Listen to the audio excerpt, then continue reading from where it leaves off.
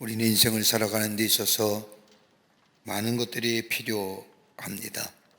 지식도 필요하고 건강도 있어야 하며 물질도 있어야 되며 행복한 가정도 우리에게 있어야만이 삶이 성숙되어져 가고 건강하게 살아갈 수 있습니다. 그런데 이보다 더 귀한 것이 우리의 삶 가운데 있다고 하면 믿음이라는 걸 겁니다. 믿음은 우리의 삶의 전부라 해도 과언이 아닙니다. 믿음이 있어야 걸어갈 수 있고 믿음이 있어야 뭘 하나 사더라도 살 수가 있습니다. 그러기 믿음만큼 위대한 것은 아마 없을 겁니다. 종교교역자인 토마스 그룸이라고 하는 사람이 믿음에는 세 가지의 차원이 있다고 이야기합니다. 하나는 인지적 차원의 믿음입니다. 이것은 지식을 근거로 하는 믿음을 말합니다. 믿어서 아는 것이 아니라 알기 때문에 믿는 겁니다. 저분은 내 어머니다. 그러기에 나를 사랑하신다. 저분은 내 아버지시다. 그렇기에 나에게 이렇게 대하여 주실 것이라고 믿는 겁니다. 우리의 경험이나 아는 지식을 근거로 때는 합리적인 믿음을 갖게 합니다. 알기 때문에 믿는 겁니다. 또 하나 있다고 한다면 신뢰적 차원의 믿음입니다. 가슴으로 믿는 겁니다. 이 믿음은 지식과 아무런 상관이 없습니다. 생각으로 이렇다 저렇다 판단하지도 않습니다. 그냥 마음으로 믿어지는 겁니다. 사랑하기 때문에 믿는 겁니다. 별로 아는 것은 없습니다만은 배운 것은 없다 할지라도 왜 그런지 따뜻하고 느껴지게 그리고 믿어지게 하는 것들, 바로 신뢰적 차원의 믿음이라 할 수 있는 것들입니다. 또 하나 있다고 한다면 행동적 차원의 믿음입니다. 이 믿음은 지식도 감정도 아무런 상관관계가 없습니다. 이 믿음은 오직 의지를 만들어냅니다. 그래서 믿어지는 순간 힘이 생깁니다. 힘이 솟구칩니다. 그리고 믿음대로 행함으로 깨닫게 되고 그것이 내 삶의 지식이 되며 내 삶의 전부가 됩니다. 예수님께서 부활 승천하신 후에 초기 기독교 위대한 선교에 놓은 역사를 놓은 사람이 있다면 우리는 서슴없이 바울을 말할 겁니다. 성령행전이여 선교의 역사라고 기록된 사도행전의 말씀을 보면 전반부 10장까지는 베드로를 통해서 유대인의 선교에 관한 말씀이 기록되어져 있다고 한다면 후반부에 와서는 바울을 중심으로 이방인의 선교의 역사들이 기록되어 있는 것을 읽을 수가 있습니다. 특별히 바울이 아시아 지역의 교회에 편지한 내용들을 보면 어느 곳에 가든지 하나님의 나라의 복음을 전하는 사명자의 삶을 살았던 것을 발견하게 됩니다. 복음을 전하면서 그가 당한 수많은 고난의 시간들, 고난의 아픔들, 어떻게 그런 고난을 당하면서까지라도 예수 그리스도의 복음을 전할 수 있었을까라고 하는 의문을 가질 정도로 많은 고난과 환난을 당했던 것을 발견하게 됩니다. 그 가운데 바울이 손수 고린도후서 11장 23절과 27절의 말씀을 보면 복음을 전하면서 당했던 고난과 어려움을 이렇게 기록하고 있는 것을 읽을 수 있습니다. 내가 수고를 넘치도록 하고 옥에 갇히기도 더 많이 하고 매도 수없이 맞고 여러 번 죽을 뻔하였으니 유대인들에게 40에 한한 감한매를 5번이나 맞았으며 3번 퇴장으로 맞고 1번 돌로 맞고 3번 파선하고 일주일 깊은 바다에서 지냈으며 여러 번 여행하면서 강의 위험과 강도 위험과 동족의 위험과 이방인의 위험과 신의 위험과 광야의 위험과 거짓 형제 중에 위험을 당하고 또 수고하고 했으며 여러 번 자지 못하고 줄이며 목마르고 여러 번 굶고 춥고 헐벗었노니라. 이 중에 하나만 당해도 견디기 어려운 임에도 불구하고 그런 일평생 복음을 전하는 일에 최선을 다해 달려갔을 뿐만 아니라 이 복음을 전하는 일에 최선을 다한다고 고백하고 있는 것을 보게 됩니다. 우리 잘 알다시피 바울은 상당한 지식을 가진 사람입니다. 상당한 지식을 가진 사람으로서 제자를 세워 이들을 통하여 하나님 나라의 복음을 전할 수도 있었습니다. 또한 로마의 시민권을 가지고 있었기에 당시 시대적인 상황에서 로마가 부여해진 시민권을 가지고 얼마든지 하나님 나라의 복음을 전할 수가 있었습니다. 지금이나 옛날이나 돈이면 할 수 있는 것이 많았기에 돈이라도 복음을 전할 수 있었지만 이런 것들을 다 내려놓고 복음을 직접 전하면서 일평생 고난과 시련이 와도 중단하지 않고 복음을 전했던 이유가 어디에 있었을까요? 그에게는 그 나름대로 이유가 있었습니다. 그걸 가리켜서 바울은 비밀이라고 얘기합니다. 하나님과 나만이 아는 이야기. 비밀이란 단어는 헬라어로 무스테리온이라고 말하는데 이 단어는 영어의 미스테리에 어근이 되는 말입니다. 신비스러운 일, 불가사의한 일, 하나님과 나만이 알고 있는 비밀스러운 이야기. 이 무스테리란 단어는 성약 성경에 무려 27번이나 나오고 있으며 구약 성서에는 5번이나 기록되어 있습니다. 바울이 말하는 이 무스테리온, 신비로운 불가사의한 일의 중심은 예수 그리스도십니다. 예수 그리스도와 나만이 아는 비밀.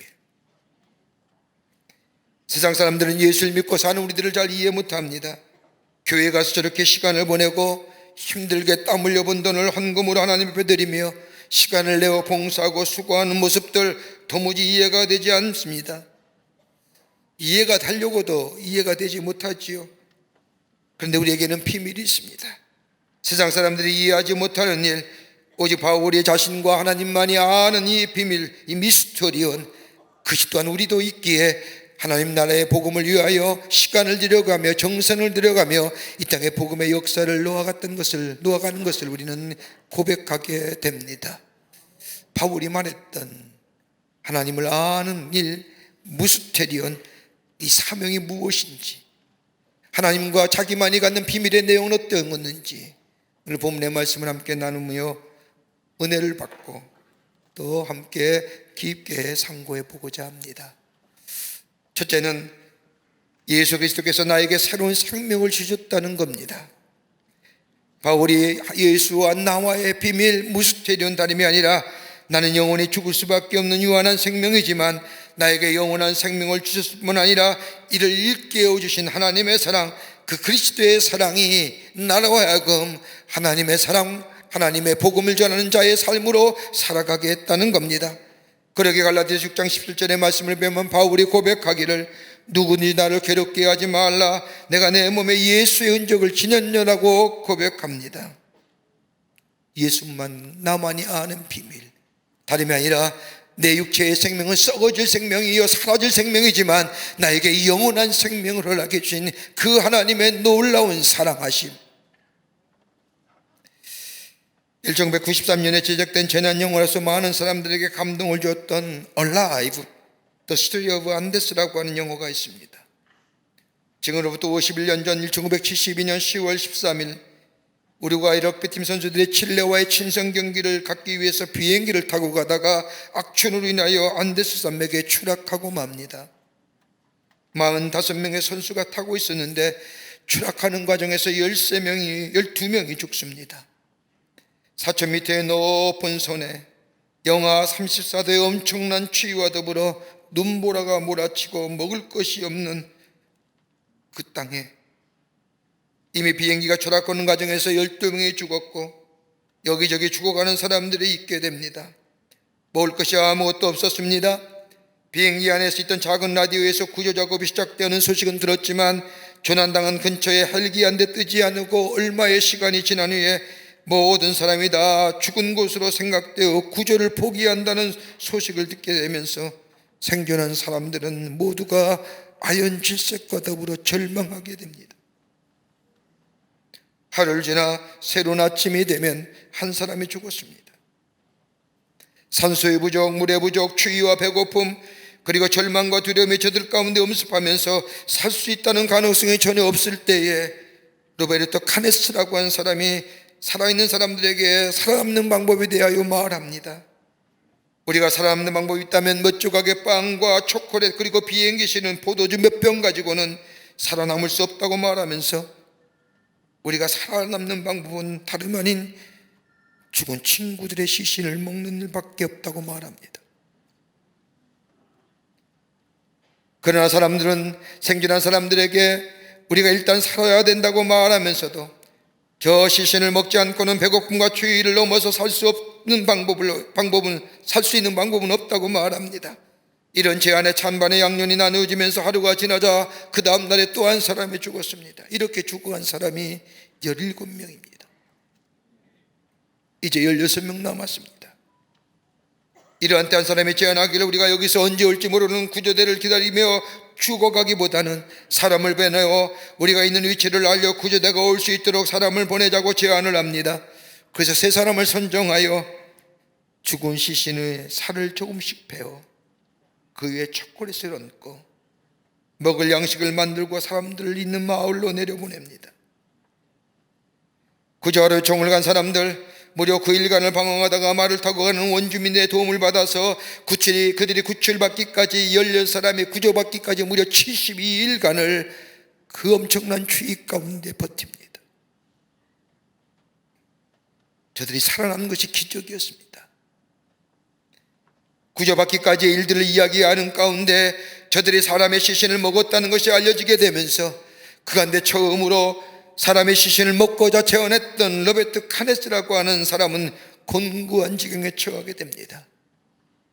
양심의 가책과 더불어 종교계의 문제 제기와 더불어 실적법성의 문제와 더불어 여러 가지 복합적인 문제가 있게 되자 고통스러워 견딜 수가 없었습니다.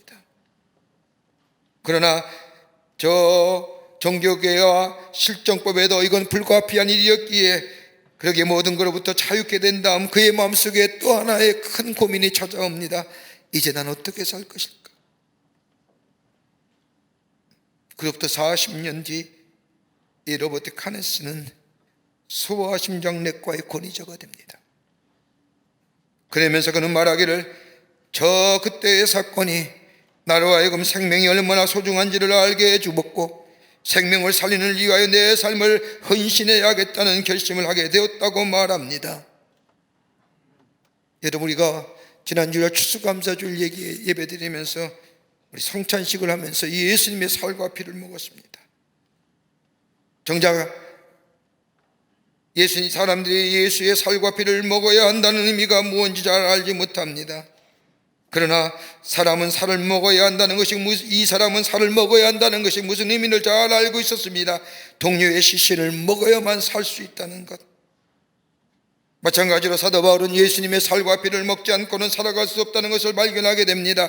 당대의 훌륭한 지식과 사회적인 지위와 물질 등 대단한 것들을 가졌지만 그러나 내 영혼이 살고 내 삶을 살기 위해서는 예수 그리스도의 살과 피를 먹지 않고서는 예수 그리스도의 십자가의 보혈이 아니어서는 살 수 없다는 것을 알았기에 예수의 살과 피를 먹고 마심으로 인하여 구속함을 받은 바울, 그러기에 이 얻어진 생명이 얼마나 소중하고 얼마나 귀중한 것, 이것은 없어져 썩을 것이 아니라 예수 그리스도를 통하여 받은 이 새로운 생명, 그러기 이 생명의 흔적을 내 몸속에 가졌고 그리고 나는 구원받았고 생명 얻은 것에 대한 분명한 증거 자신에게 있기에 이것을 증거하지 않을 수 없다고 바울은 고백합니다.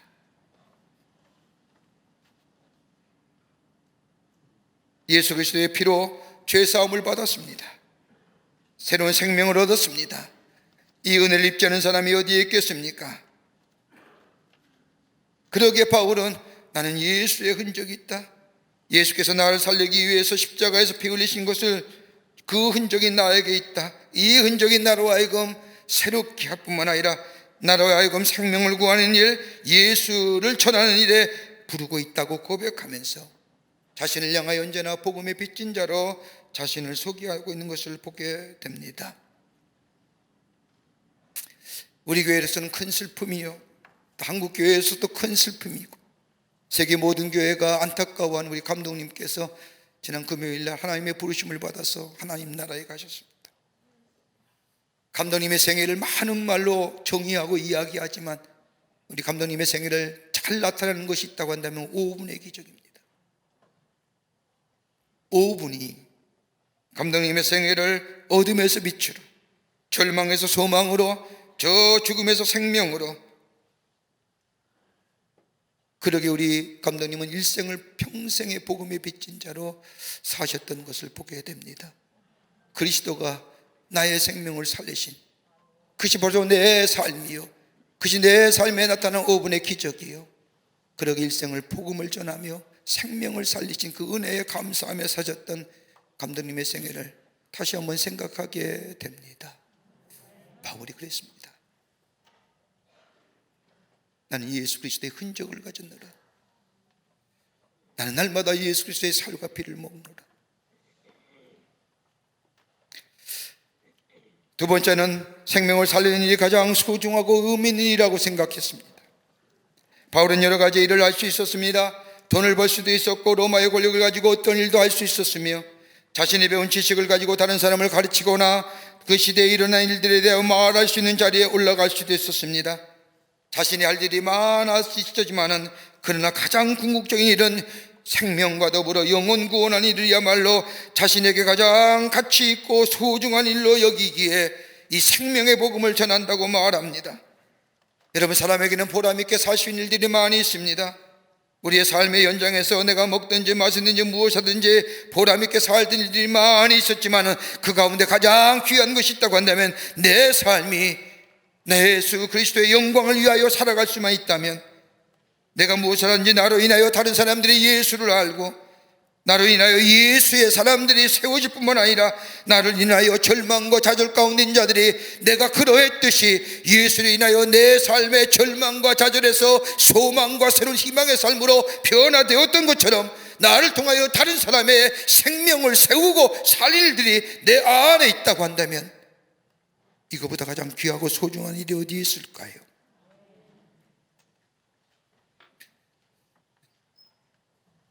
아버님의 장례를, 감독님의 장례를 준비하면서 빈소를 지키고 나와서 사무실에 가만히 앉아서 우리 감독님의 생애를 어떻게 좀 정의할 수 있을까?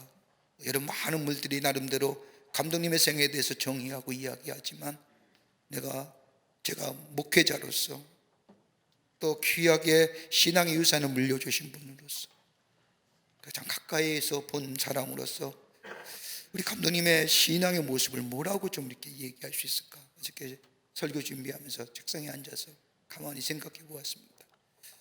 그 가운데서 에게 세 가지의 것이 문득 떠오릅니다. 하나는 뭐냐면 다름이 아니라 복음의 열정이었다.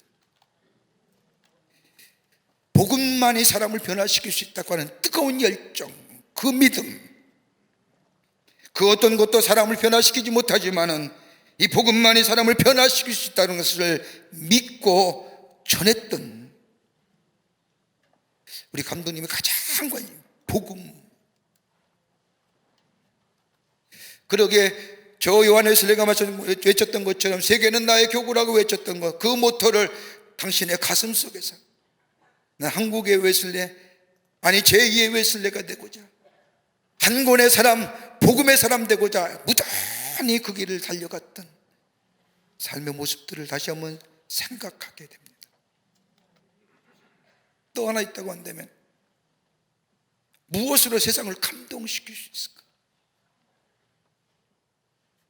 무엇으로 세상의 교회가 매력된 공동체로 세워질 수 있을까?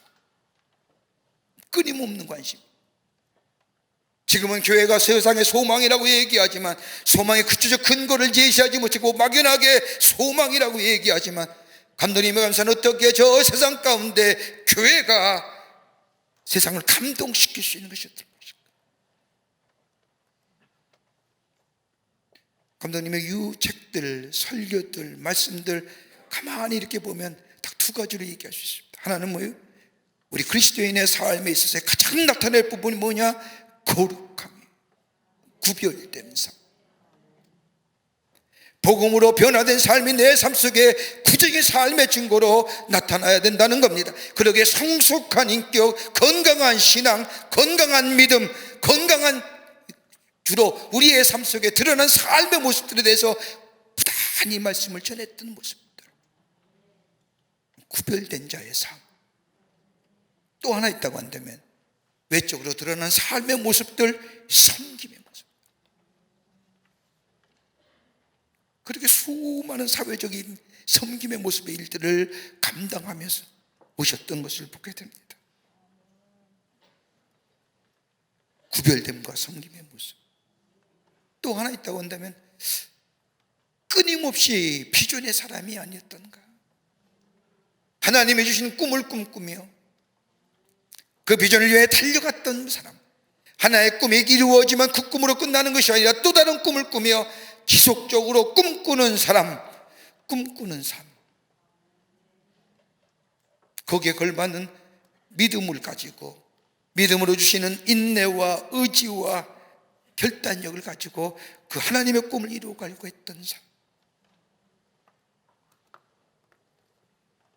여러분, 믿음의 내용이 무엇입니까? 우리가 무엇을 믿는 겁니까? 하나님 믿고 예수를 믿는다고 하는데 구체적으로 삶에 있어서의 믿음의 내용이 어떤 걸까요? 아마 이런 거 아닐까요? 하나는 복음의 능력을 믿는 겁니다.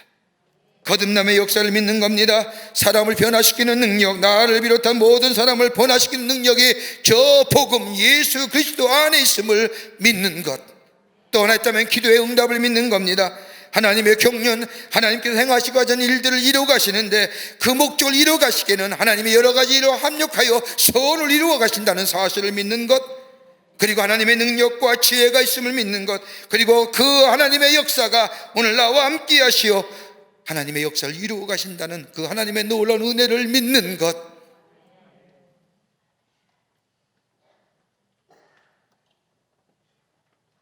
그렇다고 한다면 하나님의 부르심을 받아 하나님의 백성된 자의 삶의 가장 큰 일이 어떤 걸까요? 여러분, 물질을 많이 만나야 될까요? 높은 자리에 올라가야 큰일 아닙니까? 수많은 역량을 가지고 지혜와 지식을 가지고 박식한 사람들에게 설명하는 것, 이것이 바로 하나님의 영광을 드러낼까요? 아닐 겁니다.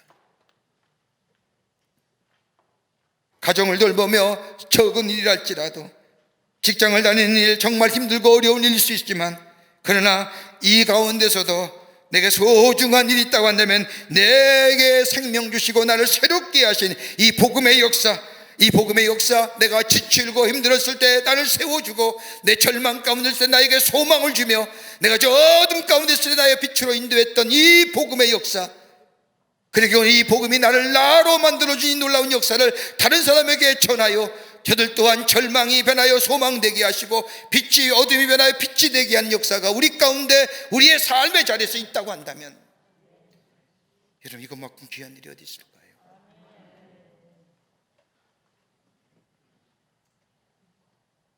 내가 높이지 않지만, 내가 드러나지 않지만, 내가 할 수 있는 가치 있고 의미 있는 일을 다른 사람의 생명을 살리고 이 땅에 소망 두는 것이 아니라 저 하늘나라에 소망을 두고 살아갈 수 있는 삶, 다른 사람에게 이 선한 영향을 미칠 수 있다고 한다면 이것보다 귀한 일이 어디 있을까요?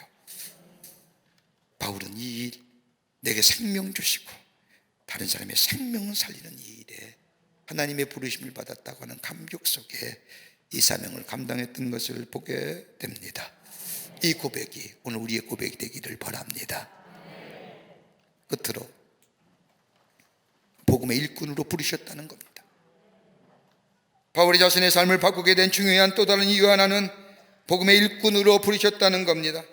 오늘 읽은 골로새 1장 25절의 말씀을 보면 내가 교회의 일꾼 된 것은 하나님이 너희를 위하여 내게 주신 직분을 따라 하나님의 말씀을 이루려 함이라 라고 말하면서 28절의 말씀을 보면 우리가 그를 전파하여 각 사람을 권하고 모든 지혜로 각 사람을 가르침은 각 사람을 그리스도 안에서 완전한 자로 세우려 함이니라. 내가 하나님의 교회의 일꾼 된 것은 다름이 아니라 하나님의 말씀을 이루려 하는데 그 말씀의 내용은 다름이 아니라 여기에 그 말씀을 전하여 각 사람을 권하고 하나님의 주신 지혜를 가지고 다른 사람을 가르치며 그로 인하여 예수 안에서 하나님의 사람으로 세우시기 위해서 하나님이 나로 하여금 하나님의 교회의 일꾼 되게 하셨다는 겁니다.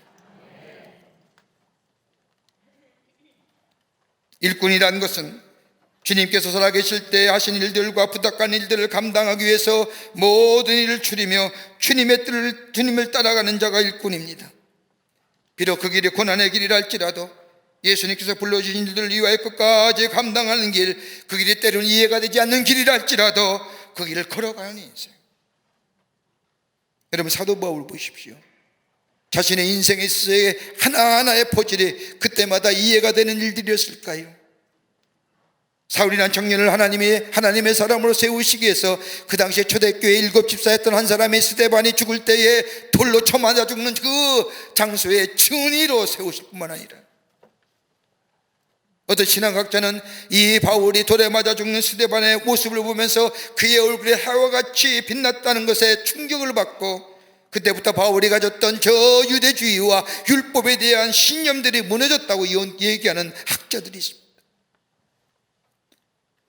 부활하신 주님이 저 다메섹으로 예수 잡으러 가던 저 바울을 만나주시고, 다메섹에 있는 아나나 선지자로 인하여 눈에 비늘과 같은 게 벗겨지면서 눈을 다시 뜨게 하셨던 일들, 초대교회 지도를 만나게 하시고, 아라비아 광야에서 3년 동안 저 하나님을 만나는 외롭고 고독한 시간을 보내며 다시금 안디옥에 들어왔을 때에 바나바가 그를 청하여 안디옥 교회의 지도자로 세우시고, 그리고 하나님의 성령께서 역사하시어 바나바와 바울이 헤어지게 하시고, 그리고 하나님의 선교의 역사를 이어갔던 그 수많은 인생의 조각조각들이 하나로 맞춰지는 순간이 어디였을까요? 하나님 나에게 복음 전한 일도 세우셨구나 라고 깨달았던 날이면, 오늘 골로새를 쓰게 된 저 로마의 처짓한 감옥에서 자신의 살아온 삶에 미래가 보이지 않는 불투명한 어둠 속에서 자신의 삶에 걸어온 발자취를 뒤돌아보면서 그렇구나,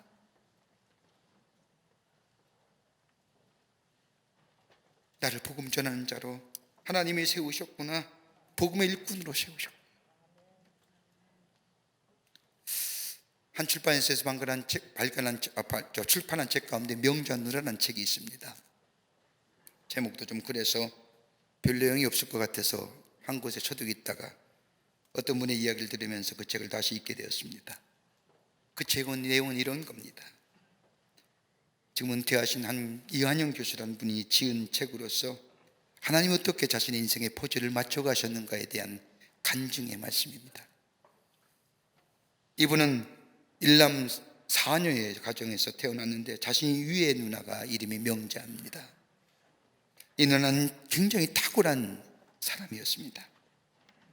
저 브라질로 이미 간 이 가정들, 상파울레 누나와 함께 살면서 공부를 하는데, 아버지께서는 브라질의 농촌을 변화시키고자 머리가 좋은 이 명자 누나, 공부 잘하는 명자 누나를 농과대학에 보내고 자신은 의사가 되기 위해서 의과대학에 보냅니다. 머리도 좋고 인물도 좋고 성격도 좋고 믿음도 좋으니 얼마나 자신감 인생을 살았는지. 누나가 결혼을 해서 잘 사는데 한 가지 어려움이 있다고 한다면 아이가 없는 겁니다. 아이를 갖기 위해서 호르몬 치료를 받게 됐고, 자신은 브라질에서 의과대학을 마치고 공부를 더 하기 위해서 미국으로 건너가 미국의 의과대학에 공부를 마치고 병원에서 레지던트 과정을 밟고 있을 때에 누나에게 전화가 옵니다. 얘야, 나 아이 가졌다. 기도에 응답 받았다고 하면서 기쁨에 들떠서 자신에게 전화를 한 겁니다. 너무나 감사했습니다. 그런데 3개월이 지난 뒤에 누나로부터 다시금 전화가 왔는데, 야, 내가 너무너무 고통스러워서 견딜 수가 없다. 좀 내게로 와줄 수 없겠니? 누가 내 다리를 잘라내는 것 같은 아픔이 있는데 너무나 고통스러워 견딜 수 없어. 좀 와주라 라는 전화였습니다.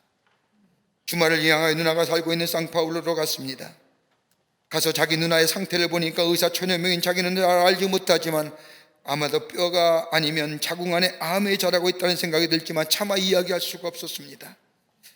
브라질의 큰 병원으로 갔지만 그 병원에서도 별로 큰 문제가 없다고, 허리나 아니면 척추에 암덩어리가 있다는 생각은 아무도 하지 못하고 임신으로 인해 척추가 압박을 받아 아픈 곳이라고 이야기만 듣습니다. 엄청난 고통 속에서 누나는 신경안정제, 진통제 하나를 먹지 않습니다.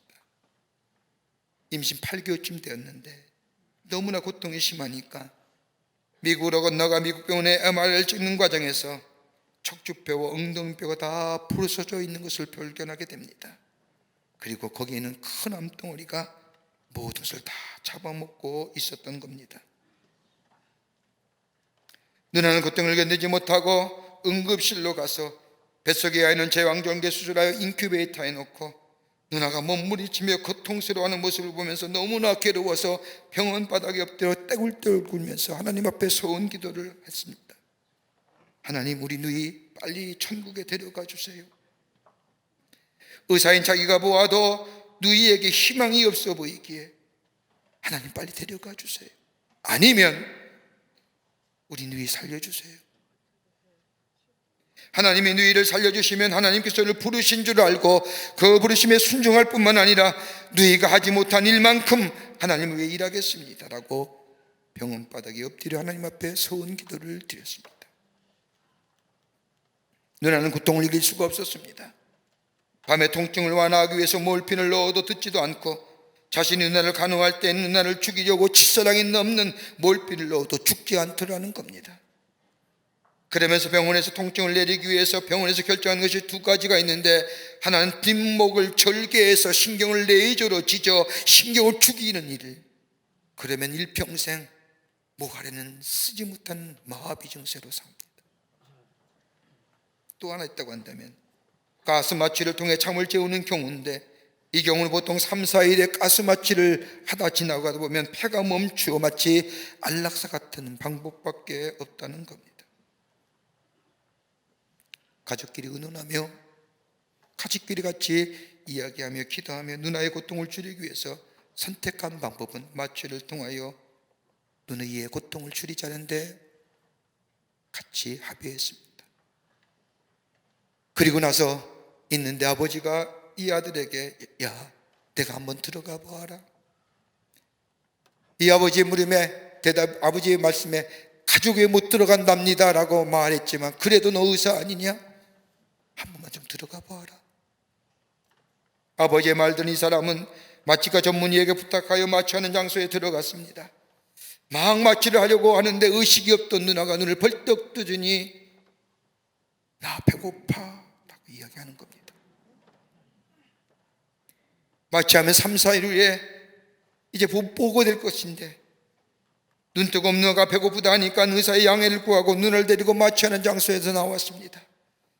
이렇게 마취하는 장소에 나온 누이는 그 후로부터 무려 27년을 더 삽니다. 수술만 60회. 누나의 고통을 바라보면서 하나님 빨리 누이를 데려가시지 않은 마음이 간절했는데, 그러면서 누이의 고통을 보면서 도무지 이해하지 못한 것이 있다고 한다면, 왜 하나님은 저렇게 착하고 곱고 신앙 좋은 누이를 고통 속에 몰아넣는 이유가 어디 있을까? 저렇게 긴 세월 동안 아프게 하시는 이유가 어디 있을까? 그러면서 자신에게 가끔 전해주는 누이의 말 가운데, 나는 모든 것을 다 가지지 않았니? 나는 하나님께서 너무나 많은 축복을 주셨다고 생각했는데, 그런데 이거 아무 소용없어. 하나님이 가져가시면 이거 아무것도 아니야. 나에게 남아있는 것이 있다면 예수님밖에 없어. 그러면서 오늘도 예수 이름으로 살아간다고 고백하는 누이의 고백들. 영자 누나를 바라면서 고통이 무엇일까? 그에 대한 의문이 그의 머리에 떠나질 않았습니다. 그리고 군의관으로 일하다가 제대를 하고 록펠러 암센터의 연구원을 가려고 할 때에 어느 날 밤 꿈을 꾸었는데, 자신이 다녔던 교회학교 주일학교 선생님이 나타나서, 너 이제 신학교 가야지. 내가 사는 동네에 차 타고 43분만 가면 신학교가 있어. 신학교 가야지. 그 꿈에 놀라 깨어보니 새벽 5시입니다. 이상한 꿈 앞에 어찌할 줄 몰라 그때에 다음날 브라질에 사는 어머니가 전화한 겁니다. 아들아, 어젯밤 꿈에 내가 다니던 주일학교 선생님이 나타나서 너 보고 신학교 가라고 한다. 이 말 들은 이 사람은 문득 누이가 죽어갈 때에 병원 맞바닥에서, 병원 시멘트 바닥에서 대굴대굴 구르며 하나님 앞에 기도했던 서원의 기도가 생각났습니다. 그리고 록펠러 암센터 연구원 가는 것을 포기하고 그 길로 차를 몰고 정말로 43분 걸어진 신학교에 입학 원서를 냈습니다. 열심히 공부했습니다. 구약학 박사학위를 받고 학위 논문을 누이에게 보냈습니다. 자신이 공부하는 동안 누이는 옷장사를 해서 버는 돈을 가지고 자신의 학비를 대주었습니다. 그리고 작은 교회에서 목회를 시작할 때에 누이에게서 전화가 왔습니다. 내가 잘하고 있으니까 내가 이제 죽어도 될 것 같아. 내 할 일 다 한 것 같구나. 이렇게 전한 누이가 일주일 만에 죽습니다. 누이가 세상을 떠난 뒤 자신을 돌아보니 자신의 인생이 비로소 그 수많은 사건의 하나하나의 포즐들이 누이가 딱 죽은 후에 자신의 인생의 포즐이 맞췄음을 깨닫게 됩니다. 내가 누나의 고통을 보지 못했더라면 나는 하나님 앞에 절대로 순종하지 않았을 것이고, 고통과 아픔을 지켜보면서 하나님께서 자신의 삶을 어떻게 인도해 가시고 마지막 누나의 죽음이 자신의 삶을 어떻게, 자신의 인생의 포즈를 어떻게 맞추셨는가를 볼 수 없었을 것이고, 그러면서 누이야말로 하나님이 나에게 주신 내 인생의 마지막 퍼즐이라고 고백합니다. 비로소 자신의 인생이 퍼즐이 맞춰진 거예요.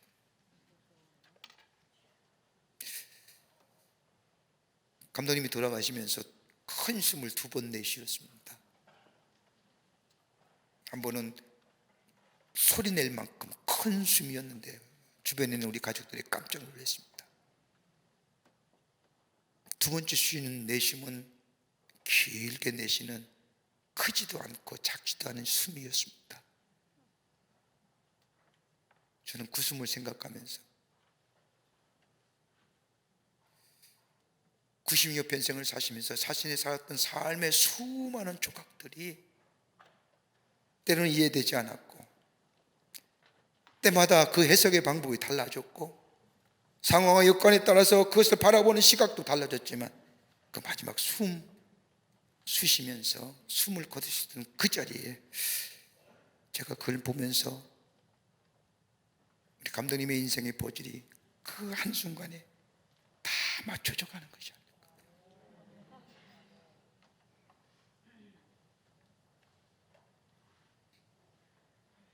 우리는 인생을 살면서 우리의 인생의 하나님의 포즐은 어떤 것이었을까요? 수없이 당하는 어려움과 갈등과 고통과 분노와 어려움과 시련과 낙심과 절망과 깨어짐과 무너짐과, 여러분, 그것의 반복의 연속이 오늘 우리의 인생에 여기까지 오지 않았을까요? 그 가운데 하나님이 함께 하시지 않았더라면 오늘 이 자리에 올 수 있었을까요? 그래도 아직도 우리 인생의 포즐에 의문이 많이 있잖아요.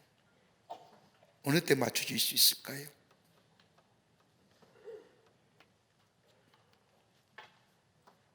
하나님의 부르심에 순종할 수 있었던 것은 조각조각 났던 기억들이 하나로 깨어지면서 정리되듯이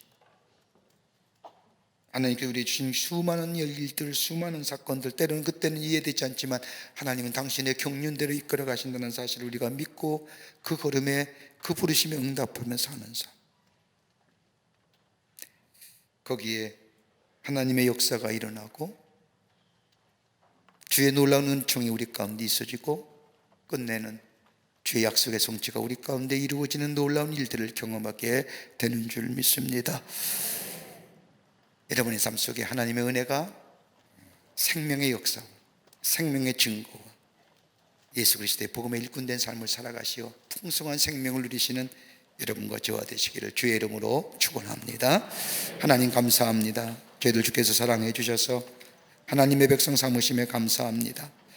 복음으로 인하여 우리에게 생명이 있음에 감사합니다. 이 그리스도의 놀라운 생명의 역사 누리며 증거하며 전하는 다른 사람의 생명을 살리는 저희들 되게 하여 주시옵소서. 성령이 도우시고 인도해 주실 줄 믿으며 예수님의 이름으로 기도하옵나이다. 아멘.